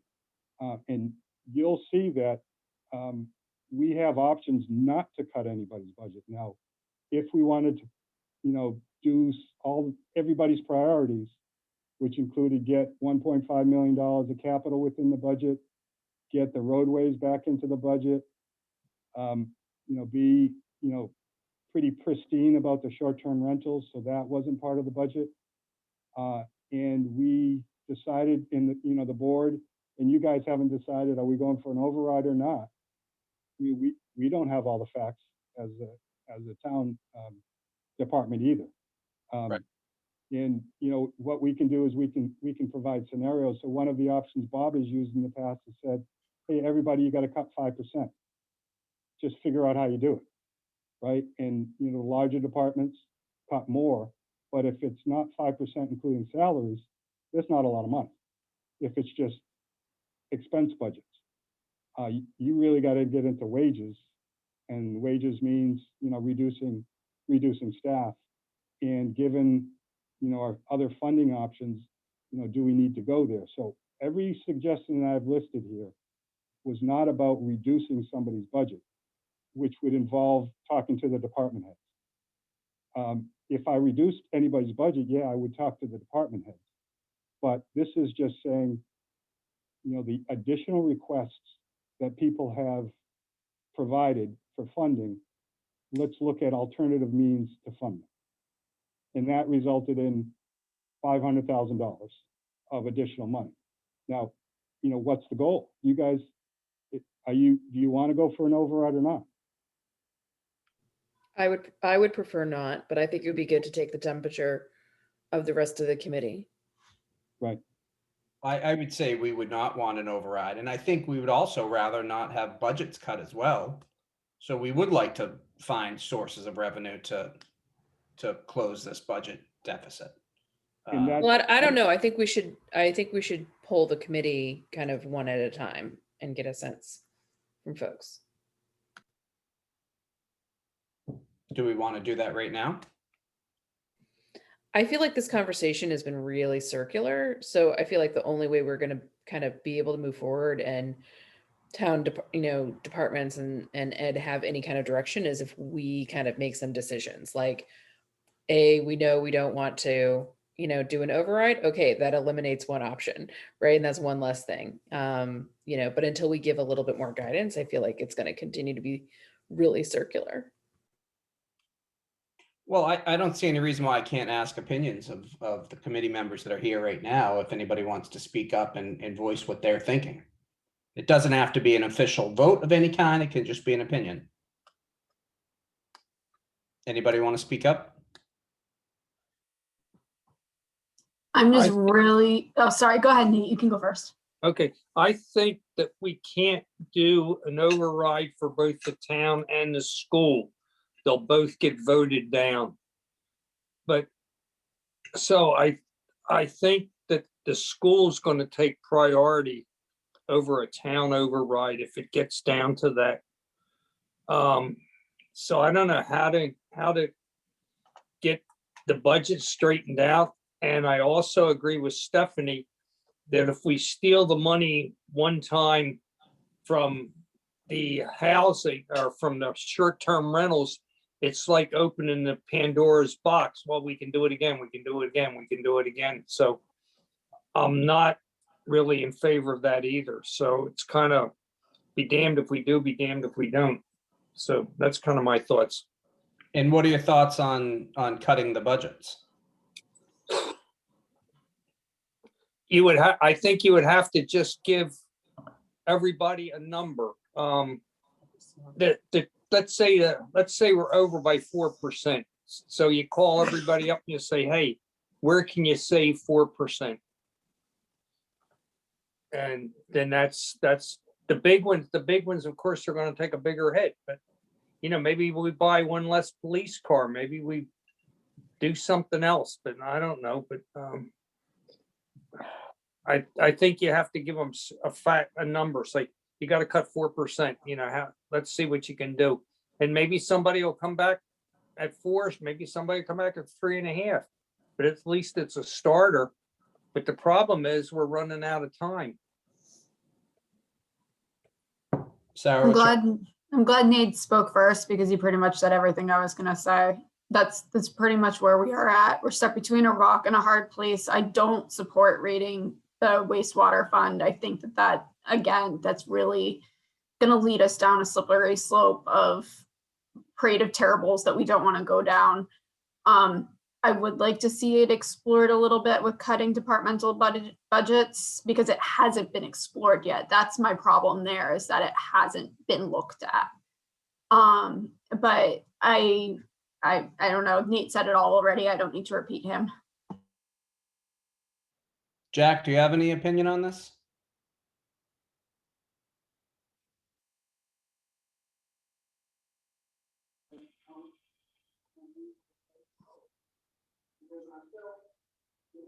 Brian, Yes, Jack, we're here.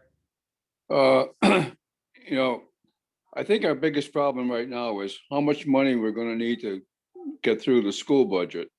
And once we get that bottom line figure, and we've got to try to work with the school committee to make some cuts if they have to do it. Once we get that figure, then we have to look at what our potential is for revenue. And if revenue is not going to cover that deficit, then we're down to 2 choices: cut our budget or go for an override.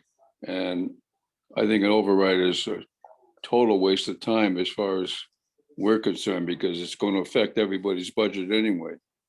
So I would say, let's find out what we need for the schools. Let's get their bottom line. Once we know what that figure is, look and see what our possibilities for revenue are. And if we can't make it up that way, then yeah, we'll have to try to work something out with the various departments. So I have 2 follow-up thoughts and questions. One is, it just seems to me that it, like, following up on what Nate said, one less police car or whatever it is, it seems to me that pretty soon it's going to start raining stimulus money. And we sort of just need to hold out until we can get to that point. And I know, and I feel really bad for saying this because I know town departments kind of like went through this a little bit last year of like, well, if you can wait till fall, with like the road work and whatnot. But if it is possible for towns to say, town departments to say, okay, here are the things that we've got in our operating budget that are purchases or what have you that aren't personnel, that we can hold off on until the fall when we know what our federal sources of revenue are going to be and how much flexible room we have. I think that would be a really good option. And then I don't know how much that plays into capital, and I know that they've already taken a first pass at cutting back on capital expenditures, but I don't know if that's another option as well. That would be the second thought that I have. But I, just for the record, would be at this point opposed to an override, but open to towns departments cutting, at least with proposals. Can I clarify a few things, please? Yes. There's no way we're going to do a town override and a school override. It would either be a school override or no override, just to clarify that. Reducing the vehicle, that's not in our tax levy money. That's coming out of our free cash. So that's not a bucket that helps us. Reducing capital is not a bucket that helps us balance the budget. And when you talk about short-term rentals, there is no short-term rental fund. There is no wastewater enterprise fund. There's no pot of money that has any wastewater in it. That's what I'm proposing for the fall. And in the fall, 100% of the revenues would go in there. So what you have to do is to demonstrate to the Department of Revenue, you have to list your revenues to balance with your spending. So if we list short-term rentals as one of our revenue sources, that doesn't mean that that money is not going to wastewater. The money would never at July 1 have gone into any fund because we haven't even established a fund yet. What we're going to do is establish that fund in November, and 100% of that short-term rental money will go into the wastewater enterprise fund. So it's just the things we have to do with S&P, the things that we have to do with the Department of Revenue is present to them a balanced budget in order to set our tax rate so we can send out our tax bills. And that's the only thing where you would list the short-term rental money. But that money is going to result in free cash, and 100% of that free cash related to short-term rentals is going to go into the wastewater. So you're not taking any wastewater money to fund our budget. You're just saying that that's part of your revenue stream in anticipation that your other revenue streams would recover. And that's what the Wastewater Enterprise Fund, or the RAC, understood when we had our meeting, that money is going into the Wastewater Enterprise Fund. And I can send you the outline for the pre-funding of wastewater so that you can read that, because that would then result in a selectman policy. So you would never take that money that doesn't accrue until you certify your free cash after the books are closed at the end of the fiscal year. There is no fund that you're pulling money out of. So you could make the argument we have a unique 1 year or half a year opportunity or fiscal year opportunity where this money isn't allocated to anything yet because that bucket has not been established yet.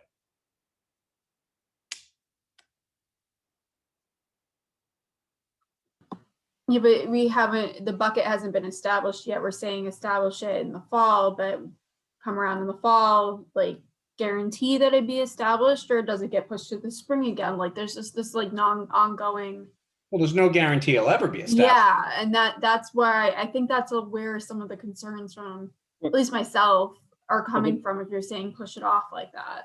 The mechanism is if it's not done in the fall, but the policy is still passed by the Board of Selectmen, that money just remains as free cash and it's never spent for anything. I mean, it's pretty simple, and it just keeps on rolling over from year to year to year until you establish the wastewater fund. So if it's not established for 2 years and you have $1.2 million in short-term rental, you would have $2.4 million 2 years from now in free cash that once that wastewater enterprise fund is established at a town meeting, then you could put that money into it. So, you know, it's as long as you have I mean, we follow our selectmen policies as it relates to our budget pretty religiously. That's how we've gone from a AA- to a AA+, by following our policies that we established, or our financial policies. So, and I just can't imagine that the fund wouldn't be passed at town meeting in the fall. And then the next article after that would be, okay, we're going to put the money from the Cape Cod Enterprise, the Cape Cod Energy Park, the money from short-term rentals, the money from the sale of foreclosed property, 20% of our new growth is going to go in that fund. So then we put all that money into that fund, and potentially a part of the 3.25 million that's for infrastructure that would go in that fund as well. So we're filling a need in the short term. You're filling an accounting need in the short run. And then You're not making any, you can refill it. not taking anything out of the bank, because there is no bank for this. You're just saying, in the short run, I'm going to use this to balance my ledger. But guess what? That money's going to go into this pot after that fact. And I wouldn't still be here if what I said in that regard related to how we do things was not false. I mean, no one's questioning your integrity, Ed. I think it's just a matter of tough times can mean that priorities change and policies can change, right? The selectmen can set a policy and then be hit with a, you know, God forbid we get like a new strain that, you know, the vaccine doesn't work against, and we're in this boat for another year. You know, priorities can change. So I guess the thing that I just am trying to get my head around a little bit more, and maybe we can just talk offline so I can understand it better. But are you saying that your proposal, Ed, not, you know, most likely would mean that the amount that we have generated in short-term rental funds would be held harmless and put into that fund, that enterprise fund, once it gets established, and wouldn't officially be quote unquote rated? It's just being looked at for accounting purposes. That's true. And just to let you know, that there is no fund right now. That short-term rental money isn't anywhere. So without that policy, it's not going into a wastewater enterprise fund. It's just going to result in free cash to be spent however you'd like, or however the Board of Selectmen in the town would like. That's why I'm trying to get in front of the Board of Selectmen to have the policy officially adopted. I didn't write out the full policy. I put together an outline so that that outline could be looked at and commented on, and can be then updated the way they like and then voted on. But that money in one of those accounts, it's not designated for anything at this point in time. It's just going to result in free cash. And that mechanism is what is used, the free cash mechanism is used to actually put it to where you want it to be. And I'm not proposing not to put in that entire amount of money into that particular bucket. That is part of the policy that I've outlined. So there's no stealing of that money, because that money isn't anywhere right now. Yeah, I think we're dealing with a lot of semantics. I mean, I think if we just take And it makes the argument even greater to have an enterprise fund that it just automatically goes to.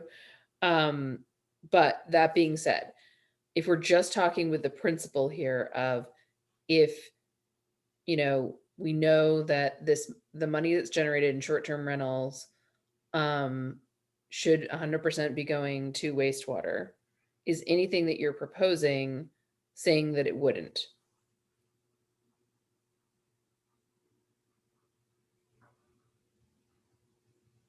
There is nothing that prevents it from going there based on the move we make to balance the budget for June. And to the contrary, the policy that I've written says explicitly that that money that's generated and related to short-term rental goes into a wastewater enterprise fund. So what you're proposing in terms of taking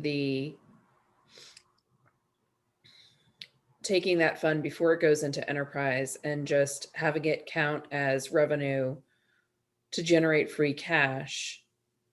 I'm just trying to understand on the back end how you're expecting to make that up. Are you saying like our vehicle, you know, revenues are going to go up, our rooms tax revenues are going to go up, or we're expecting this federal funding is going to come in, and that's going to be a way to offset that spending in free cash? No. Well, it may be, again, semantics. So every year we generate free cash. Some years it's very small. Other years it's fairly large. So to the extent we have utilized short-term rentals to balance the budget, when we generate free cash, that is exactly the amount of money that would go into the wastewater enterprise fund in November.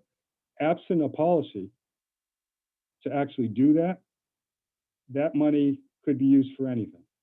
So your fear that somebody might use that for another purpose, well, that can be done now because there is no designation as to where that goes. And the wastewater enterprise fund hasn't been established yet, and that's my goal for, it wasn't my, it was another group's responsibility. Now that's part of my responsibility to actually establish that fund. And it's part of my responsibility to actually fund it and recommend how to fund it. And if the selectmen say that's where they want it to go, then that's where it goes. The only negative would be, for example, that for the rest of the year, we go crazy and, spend all of our funds and our revenue really falls off the table. Then we won't have any free cash. And if we have no free cash at the end of the year, it doesn't matter which way we go. There is no money to put into the wastewater enterprise fund. Whether we say that, you can't put it in the ledger to balance the budget or not, it doesn't matter. There's no money to put anywhere if we don't generate free cash. Why don't we table this conversation to do it a little bit offline in the next couple days? Steph, if you're okay with that, Ned, maybe we can talk about this. I think we're going to keep going around in circles trying to talk this through, and I think we just need a little bit more clarity, maybe. And what I'll do is I'll email the policy so that you have what the wastewater resource advisory committee has, the RAC. Okay. So you understand that, and that was put together, I don't know, weeks ago, and you can see what's involved in that policy. And the other thing I want to say, and I want to correct what I said earlier, even if we generate zero free cash, all of the articles that we've gone through in the past, if there's any unspent money there, at the fall town meeting, we could close out all those articles and reallocate that to wastewater as well. And we can look at the revenue sources that we've been looking at, and we can say, well, those revenue sources are going to be allocated to the wastewater enterprise fund because we didn't generate any free cash. So there are a lot of mechanisms to actually keep our word as far as how we want to fund the wastewater enterprise fund. Okay. And we've been working for 9 years We didn't know we were going to get short-term rental until recently, but a group of us have been working for 9 years to come up with other revenue sources. So this is not the only revenue source either. And we got a jawbone, the Wastewater Protection Collaborative, to give us some money. The county and others to even boost this even higher. Okay. Thank you, Ed. Okay. I think that you'll get an agenda in the next day or two, and we'll know what we're going to do. Again, I'm going to talk to administration, and Steph, you and I will talk tomorrow as well if you have some time. But we're starting to get a little long here. It's 8:10. It's 2 hours and 10 minutes. It's past a couple of hours bedtimes, so I would like to move on to get back to the budget transfers. And I don't know if we got copies of those. I don't feel I did. So Ed, can you pull those up for us?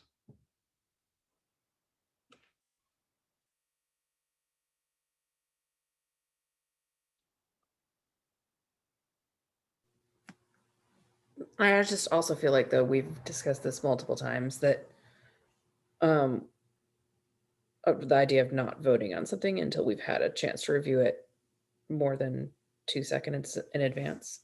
Yeah, that's fine. Let's look at them, and if we don't want to vote, we can vote on them next Wednesday. Ed, are you still with us? Yeah, I haven't been given any transfers. Oh, great. So then we don't have to worry, and that's why we didn't get them then. Right, yeah. And I understand what your policy is. Somebody wanted to do one, they didn't finish it, so it wasn't on time, and I told them, you guys want it the Friday before your Wednesday meeting. Right, yeah. So that's your policy, that's what will be done. It makes sense to give us an opportunity so we're not shotgunning this decision. I think that's important. Absolutely. And one of them kind of relates to what we're talking about, which is to take the tornado money and reallocate that to trees. And then that way we don't have to have that trees money come out of the tax levy. Great. I think we've covered everything this evening. I know it was a lot, and I know we have a lot of work to do over the next couple of weeks, and but we'll get there. We'll get it done. I think we can. Thank you for leading us through it, Brian. You're welcome. We're trying our best. I'm looking for a motion. I'll move we adjourn. Thank you, Jack. Would anybody like to second that? I'll second. I'll second. All right, let's take a roll call. Stephanie, Aye. Nate, Aye. Jack, Aye. Sarah, Aye. and I am an I as well. Ed, I really want to thank you. That was a ton of information. I know that, spending 2 hours with us is probably not the most ideal thing to do on a Wednesday night, but we do appreciate it, and we will be relying on your guidance going forward. These are difficult concepts in a very difficult time. Again, I am not, just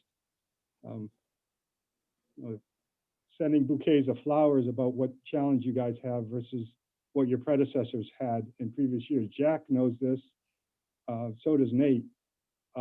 This is probably could be the most difficult budget in the last 10, 15 years. There is no playbook for this. This is, hey, once you get more information, you make more decisions. So you guys are, again, in the middle of the most difficult budget. Who knows what that budget was in 1928 or 1908, but this is one of the most difficult budgets anybody's faced in their time in town administration or finance or as a FinCom. So there is no playbook. There is no getting people comfortable, because you will be very uncomfortable through this process because there is no playbook. Thanks, Ed. Thanks. You guys, well, I don't want to, I think you guys are doing great. In other words, I mean, there's nothing that you guys could be better prepared about to, make this any easier. Well, it's been a learning curve. So You're gonna laugh at this, like in the next several years, you're gonna go, wow. We Next year came will in be here with the hardest thing ever. Wow, this is pretty easy let's hope. going forward. I think that's it, folks. That's all. Thanks for your time. Take care.